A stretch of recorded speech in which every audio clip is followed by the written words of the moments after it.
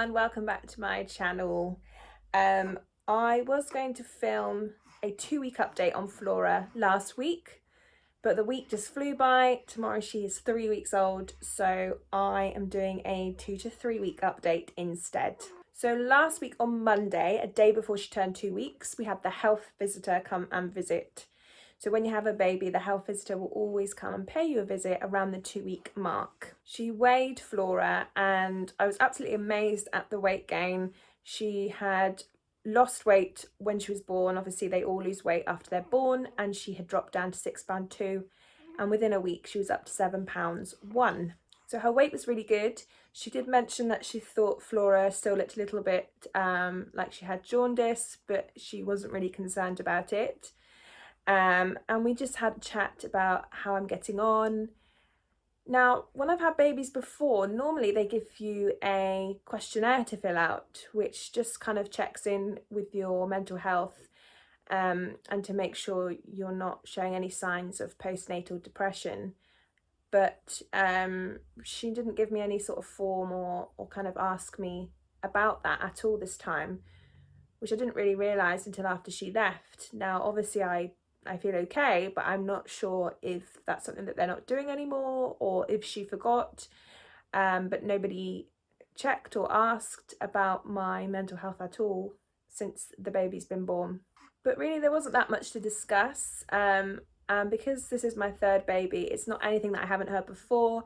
It's just checking that you're feeding okay, the baby is gaining weight, that you are safe sleeping, all those kind of things, and to remind you that if your baby is crying a lot, then to just put baby down somewhere safe, go away, take a deep breath, have a cry if you need to cry, and then go back and reapproach the situation, because a crying baby can be really, really stressful. Flora has started to cry this week, and I do find it quite stressful when they're crying and you've got to deal with something else first. Like sometimes I'll put her down just so I can get dressed, and she will start crying and it will escalate to kind of more of like a scream cry, and all you want to do is just get dressed as quickly as you can. And I just feel like my heart starts to panic a little bit, and I just want to be as quick as I can so I can pick her back up. But I can't, just rush over to her every single time. But yeah, they do kind of discuss with you, if they are crying a lot, then how you can deal with that and approach that, because it can get really stressful if they just don't stop crying. I think she's maybe been having a growth spurt. She's feeding so much. I've had days where she's just been on me for hours and hours and hours. But obviously every time she's weighed, it does show that she is gaining weight quite rapidly. So after the Monday where the health visitor came and she was weighed, I then had the midwife come on the Friday, so when she was about day 17, to basically sign me off. But that midwife felt that when she looked at Flora, she thought that the jaundice should be checked at the hospital, and she said that even though it was only slight, that ideally by day 17 it should be totally gone. So she booked me an appointment at the hospital for the following morning. So it's 9:15 on a Saturday morning, and we are on our way to the hospital because the midwife thinks we should get her jaundice checked.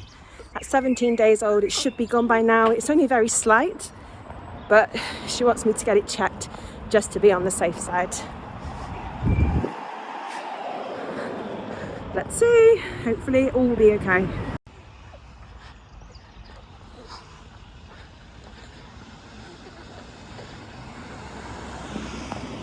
So we are back from the hospital. This one is exhausted from being poked and prodded. Poor thing. They checked her oxygen levels, which were normal. They took a lot of blood from her little foot. They had to fill 3 tubes of blood. I'm just waiting on those blood results, as they said they will ring me later today to let me know the results of those.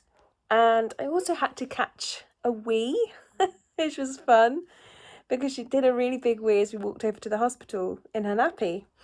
So I had to feed her, holding her in one arm, and hold the little pot in my other hand and try and catch a wee, which we did manage to catch one. And they listened to her heart, and we weighed her. So on Monday she was £7.1, and today's Saturday and she's got up to £7.7. So she's gaining a lot of weight and quite quickly, so that's really good. The nurse that we saw, she kind of didn't think the jaundice looked that bad in terms of the colour on her face. There wasn't much yellow in her eyes either, but she said we'll do the tests anyway, just because, you know, the midwives that I see might just keep referring us to the hospital to get checked, so it's better to just rule it out as anything serious. But she didn't think it looked bad at all, so we'll see what those results are. But I think she's fine.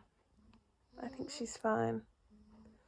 She's just exhausted because she's been poked and pulled, her foot's been squeezed to get blood out of it. She's had all her clothes taken off her to weigh her.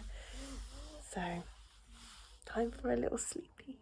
Obviously, I'm pleased it's been checked, and the hospital called me and said that all the results have come back normal. The only test result they were waiting on was the urine sample, which can take 48 hours. So if I don't hear anything, then I know it's normal. But if they did find something, then they would call me. I just wanted to insert an extra clip into this video because since we've been to the hospital, we have been back to the hospital.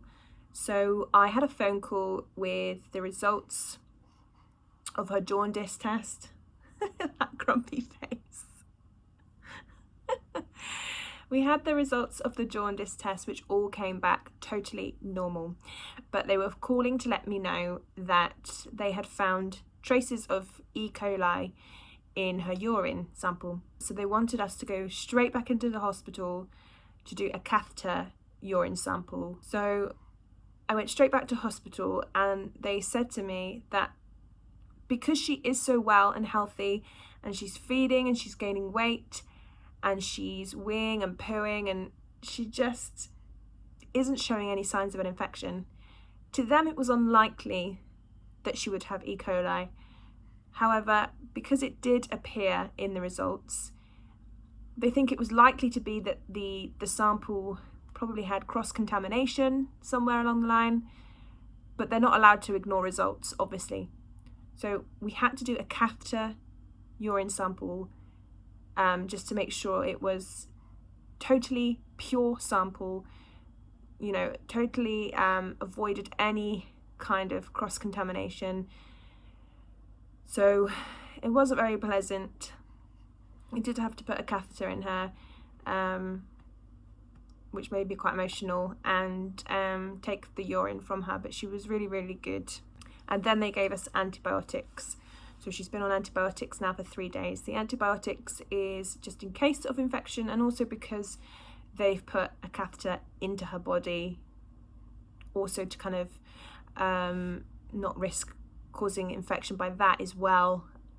So she's been on antibiotics for 3 days, and yesterday was a really tough day on the antibiotics because I think it's causing tummy ache, and she was just screaming and crying all day. She seemed to be in a bit of pain with wind, but today she's super calm and peaceful and very happy.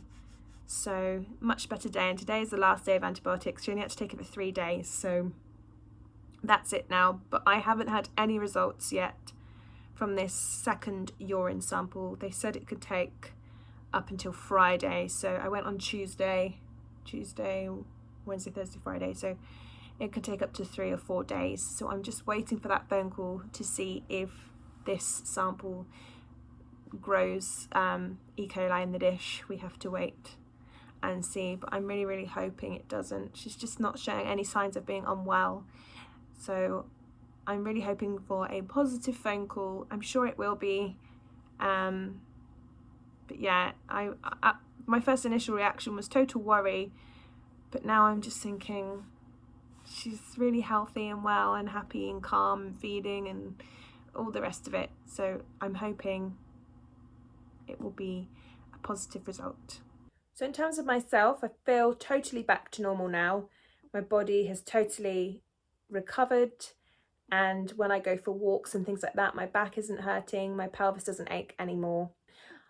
I'm going into week 4, so she'll be 3 weeks old tomorrow, and the bleeding is starting to tail off now. So I'm not having heavy bleeding anymore, and just kind of relieved that it's starting to stop now, because when the bleeding goes on and on and on, it just kind of, you just kind of get fed up of it, especially when you feel back to normal and you feel yourself. You just want the bleeding to stop now. We're still trying to overcome some obstacles with breastfeeding. It's getting better, but she still has been really hurting my nipples, and I am putting it down to the slight tongue tie that the midwife says she has, because sometimes I can get her to latch really well, but she just pulls back as the feed goes on, and then it starts to really hurt. I do try and take her off and put her back on, and I'm always trying to get that really open mouth to try and get the perfect latch, but sometimes it's just not achievable at all, and she's really hungry, and so I just get on with it. And I know that's not really the right thing to do, because once she comes off, my nipple is really sore.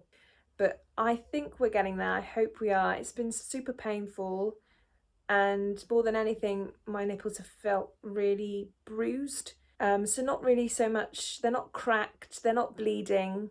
I've got one tiny crack on one of them, but it's not like an open wound or anything like that.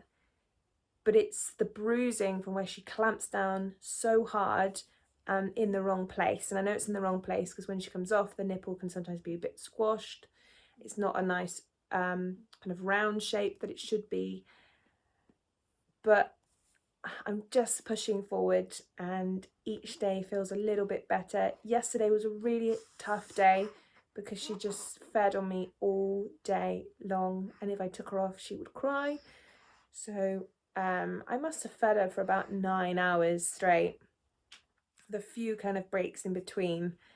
But yeah, she's just probably growing. I don't know. I've also lost a bit more weight where my uterus has contracted back down. So I will show you my tummy and how much it's gone down since last time. I think it's gone down quite a lot.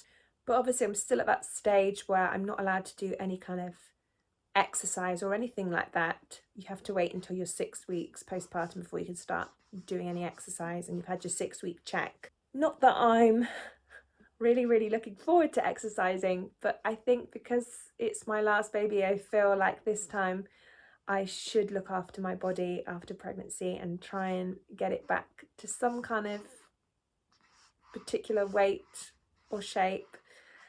And that's only because of all the clothes I have in my wardrobe. I already went from a size 8 to a 10 for my first baby, and I've maintained a size 10, and I just don't want to go up another clothing size to a 12, because it's just the money of having to try and replace your whole wardrobe. I would rather try and fit back into what I already have. But the main problem usually is the hips, where they've widened, and also obviously the chest area where your boobs just end up being huge and they just don't fit into a 10. So we'll have to see how I go.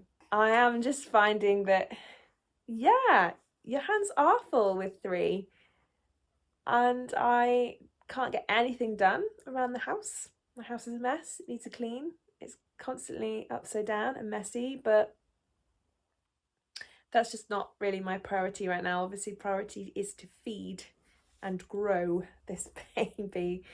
I think my next appointment will be my 6-week check, and then I will wait to hear from the doctor for appointments for that check. Also, immunisations take place at 6 weeks old.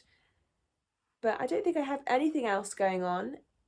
I will be registering the birth next week. So the first week of May, I have managed to get an appointment to go into the town and get her birth officially registered. I think that will then be it for appointments at the moment. Thank goodness. And yeah, we are getting on really well. Sleep isn't so bad because she's co-sleeping with me still. But it just means I feel okay the next day and energized, and I can face the day and deal with the other 2 children. But we are getting on well, and we've been out as a family, and yeah, it's a happy time. It's lovely. It obviously comes with its challenges, but so far, all good. Thanks so much for watching this little update. If you want to continue following the rest of my journey and watching some of my other videos, then make sure you hit that subscribe button, and I'll see you next time. Take care, everybody. Bye-bye.